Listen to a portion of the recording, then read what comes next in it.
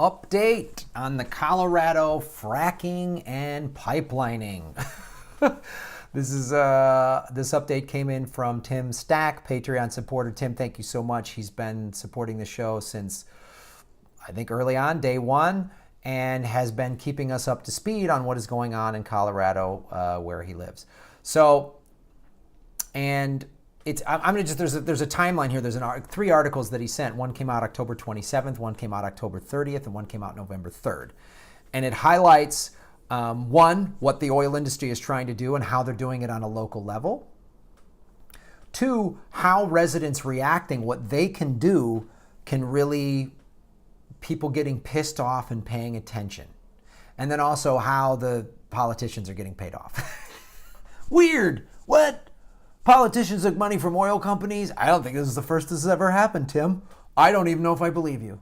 I find it hard to believe that our elected officials would ever take money from a big oil company. I'm personally offended.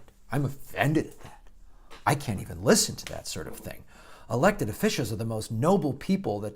I can't even say it. They're fucking assholes. They took money from the oil companies, who are another more assholes. I don't know who's worse. The oil companies, they're just being very obvious. We're greedy assholes. And then the politicians, I think they're worse because they say we're here for the people, but then they take money.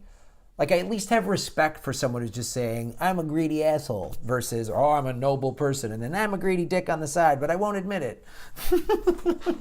So here's one article. After passing huge new drilling project, Broomfield, Colorado asked for more local control over oil and gas. Ooh. So this is interesting. This talks about, let me go into the article because it's going to show you, because you need to pay attention to this, because this is going to, if it hasn't already, could happen where you live. Either they're going to try to frack near you, and if they don't have it, then they're at least going to try to send a pipeline over it, more than likely. And even if they don't, even if they find oil or any other natural resource where you live, this is how these assholes will try to go about it. So you need to arm yourself with information so that you can vote and show up and protest accordingly. Look what they did. Right? We've talked about Dakota Access Pipeline, but it bears repeating. They wanted to put this pipeline by Bismarck, North Dakota, primarily white community. That community said no. Okay, we respect the rights. Oh, we're going to put it over the reservation. Fuck you, Indians. You don't get, sorry. And unbelievable shit happened. When that went down, Obama was like, let's see how this plays out. I mean, I know he was busy with that proxy war in Yemen that was creating an international humanitarian famine crisis and a cholera outbreak on top of just the awfulness of war that Obama made the U.S. get involved with because we're allies with the Saudis, who are awful. I know and then he gets a Nobel Peace Prize. Is that offensive to you? It's offensive to me. I voted for him twice. And then he, in December of last year, said, oh, I'm going to... And I listened to like neoliberal friends of mine. One of them said, yeah, but what's Obama supposed to do? What can he do? I said, the police are on Army Corps land. That's federal land. The president could say, nope. And he waited until December, knowing full well 5 weeks later, Trump, when he gets sworn in, was going to put the pipeline back. And that's what happened. So this idea that Obama is so much better than Trump, he's better as a public speaker. He's better. He's more intelligent. He's more charming. He's more personable. He's smarter for sure. He's not offensive publicly. But how is this not offensive? He did this to Native Americans. He let just watching that play out offended the shit out of me. I'm like, really? In 2016, cops and soldiers are water cannoning and beating up Native Americans on their land? Really? Again? Oof. So you think it can't happen to you? You think, oh, they won't let this happen. You got to pay attention, man. They're doing it in Colorado. Broomfield City Council approved signing a letter addressed to Governor John Hickenlooper of the Colorado Oil and Gas Conservation Commission. Conservation, hilarious. in the early hours of Wednesday morning at the end of the marathon council meeting that began Tuesday evening, and now that saw approval of a new operating agreement with Extraction Oil and Gas. Councilwoman Sharon Tessler and Mayor Randy Aarons worked with regional leaders from Boulder and Adams counties, as well as Westminster and Lafayette, to prepare the letter, which focuses on rulemaking regarding oil and gas development. The letter urges state officials to work with local governments in providing better state and local regulatory safeguards against the potential health and safety hazards of oil and gas operation. Broomfield resident Vince Miller, who was at the meeting at 2 a.m. Oh, weird. They had a meeting at 2 a.m. I wonder why would you have a meeting in the middle of the night when less people could attend it? Probably just a scheduling thing. When the item came up, wondered aloud what sort of bizarro double world he was living in. There are a lot of citizens here earlier talking to you, and I don't think you listened to them, Miller said, referring to citizens who spoke against the memorandum of understanding with extraction. The letter, he says, reflects the residents are scared and concerned, especially in light of recent explosions. They had explosions and deaths in Firestone and Meade. You had a chance to do something and you didn't, he told them. Why bother? So they just signed some bullshit letter, more double talk. We're going to try to have a better understanding. They don't flat out sign legislation saying, nope, can't do it, bigger regulation, fuck you oil companies. But why would they not? Why would they not? So guys like that show up at 2 in the morning, and that's what it takes. That's what it takes. You got to show up at 2 in the morning because the system is designed for you to not have time to do it, not give a shit. They're going to make it Byzantine and boring so you can't pay attention and follow it. You don't worry about it, citizen. You go work your 2 jobs and barely get by and pay your taxes, and we'll handle the real governance. That's what it's designed to do. Here's another article from the Denver Post sent by Patreon supporter Tim Stack. Angry Front Range residents pack hearing.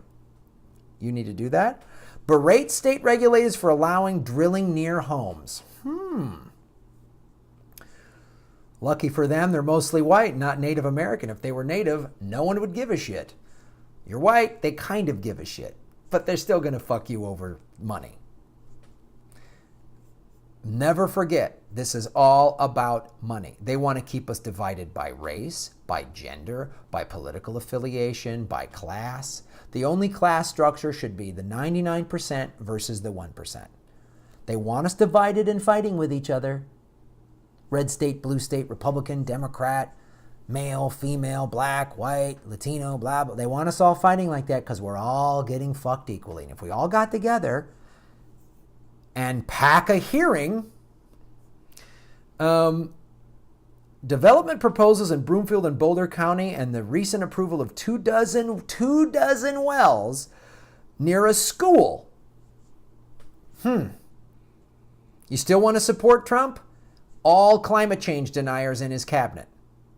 This is, again, progressives, which you're an environmentalist if you're calling yourself progressive. If you're not an environmentalist, then stop calling yourself a progressive and just say, I'm a neoliberal fucknut.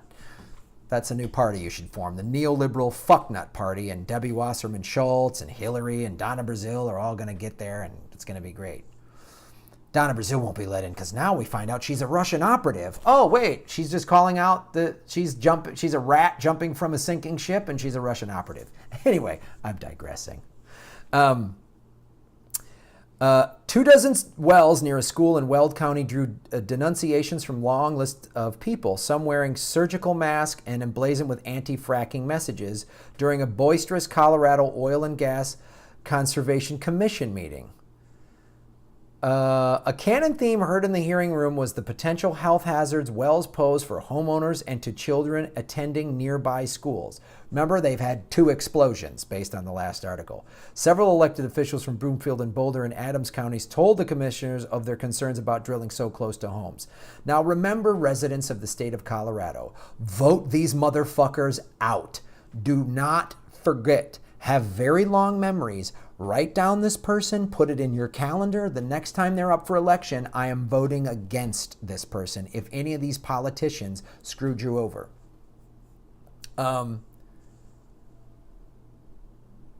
So this is what people did. They showed up, and again, I'll put all 3 links in the show notes below so you can read all this. But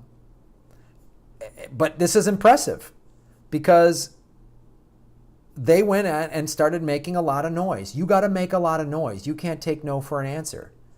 And then what happens? Maybe the Denver Post. Now, I don't know much about the Denver Post. Maybe they're a corporate news outlet. Maybe they're kind of decent. Maybe they're like the LA Times.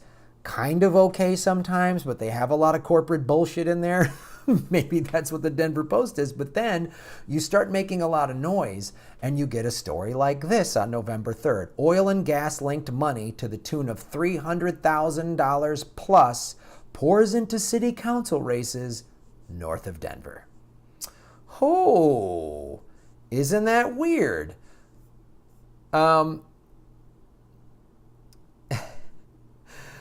Late night city council meetings. According to filings made with the clerks in Greenlee, Broomfield, Thornton, Aurora, and Loveland late Friday, the pro-oil and gas organizations vital for Colorado have given $328,000 to local campaign committees to help get business-friendly candidates elected Tuesday. Vital for Colorado. That is the angle that the oil companies will play in good, solid, mainly white Colorado. Jobs. Oil gets people work. Yeah, it also blows shit up and poisons your children, but as long as you got a job, I guess it's okay. You know what else could make people jobs in Colorado? Wind farms. Solar panels could get people jobs in Colorado. And nobody blows up. Oh, that wind turbine fell and broke. So unless you're standing directly underneath it when it falls on you, it's not going to hurt you, and it's not going to go then and contaminate the water and poison your children. See the difference? Fuck the oil companies. I just bought an electric car. I'm going to do a private story on that. Private. That sounds weird. Now I'm getting creepy. What if this is Halloween? Yeah, hey, it was a ghost tale. I don't know what I'm doing. So, yeah, I just got an electric car because I don't want to give these assholes any money at all. While organizations representing the other side of the energy extraction debate haven't sat out the fight at the local level, they haven't been able to match the financial muscle of Vital for Colorado. That's the name of the organization. So that's what these people do. These big corporations, they start it's like the American Petroleum Institute, and they're just doing research, right? Vital for Colorado. Jobs and making Colorado self-sustaining, and they probably play the Patriot. I don't even know anything about Vital for Colorado, but I could bet you money that they're like, we need American oil so we don't have to fight overseas. How about no oil? And let me tell you a little something about the oil market. They pull oil or natural gas or whatever out of the ground. They put it up for sale to anybody. So this idea that American oil goes into American cars is wrong. They could sell it to China, Russia, whomever the hell they want, because they're a private corporation and they don't give a shit about the American people. They only care about money. So in Aurora, Conservation Colorado Grassroots Action has amassed $11,500 in contributions, while anti-drilling group Citizens for a Safe and Healthy Thornton has put tens of thousands of dollars in effort to defeat Councilwoman Jan Coleman and get Susie Brundage elected in her place. So it sounds like Jan Coleman is bad and Susie Brundage is good. Just off of this article, I might be wrong. I'm just saying off of this article. So that's something you can do.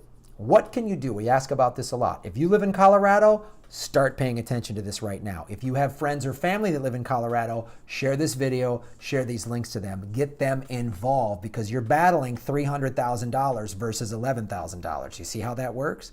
You also could give some money to these organizations. I always say vote with your dollars. And Tim Stack, thank you so much for bringing this to my attention so that I can point it out to more people. Spread the word and vote the Jan Schulmans. Is that her name again? Jan Coleman, vote them out. Vote them out. Vital for Colorado is just a basically oil company super PAC. So pay attention. Thank you, Tim Stack. That's why you guys are the best.